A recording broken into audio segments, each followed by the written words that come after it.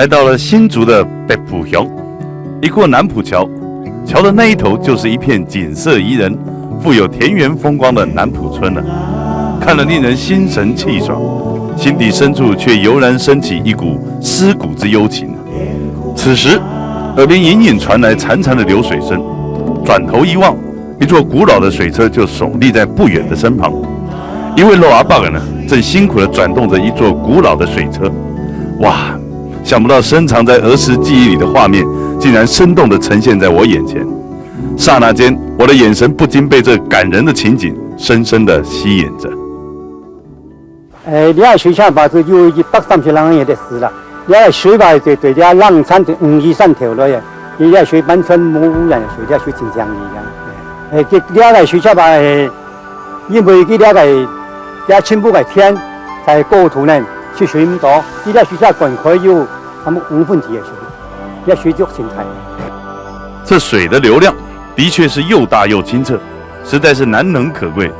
直到今天，这座拥有130多年历史的水车，它依旧尽其本分地转动着，为我们南埔村的哈嘎种灌溉着这里的每一份田地，永不停息。就在与这位老阿伯的闲聊之际，更亲自为我们控窑。控窑的情景顿时勾起我儿时的童玩记忆。在现在的时代里，都市的小孩哪里懂得什么是控窑？就连我也是难得一见啊！这摆做生意就靠要多点好没？现在吧要做一些新的东西是到一般人不用啊。对，因为刚些水原来不像农会啊，但是又叫搬出3条班了，3条班这样做搬种了。在台跳买出去啊，水跳什么法做买没？看他清楚管事啊，就是。现在基础就做那好啦，你講到你本人來控窯喎，做傳統嘅做法咧，控窯喎，佢咪做起家，所以啲要提4年嚟的事咧。說起控窯的故事，那真是令人鼻酸啊！在以前的日子里，人們的生活顛沛流離，只為了煮食充飢所延伸的控窯，是多麼的克難與無奈。如今的控窯情景，居然是为了提供给游客们享受乡间烤肉的野趣。当然，来到南埔村的哈嘎中，要你欣赏与回味的不只是控窑而已。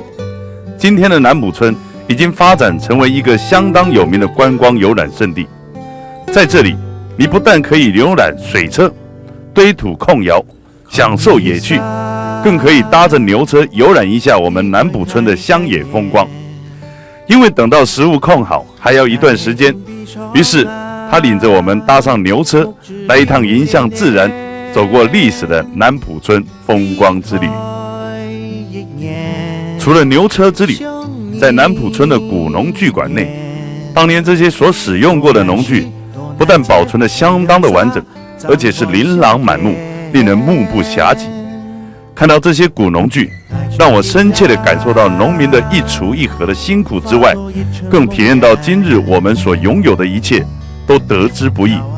我们应该要珍惜并感激这些农民所有的努力，不是吗？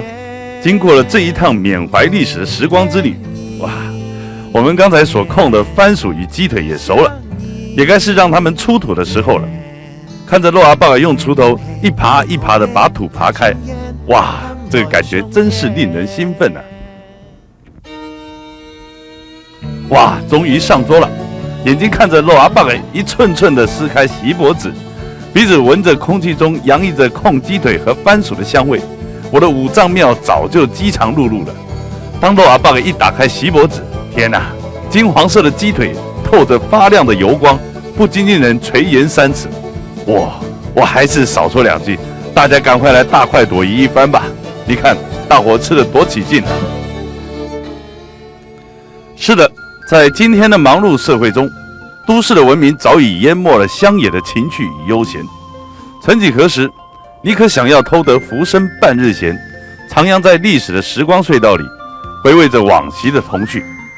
建议你来一趟南埔村的客家庄之旅吧。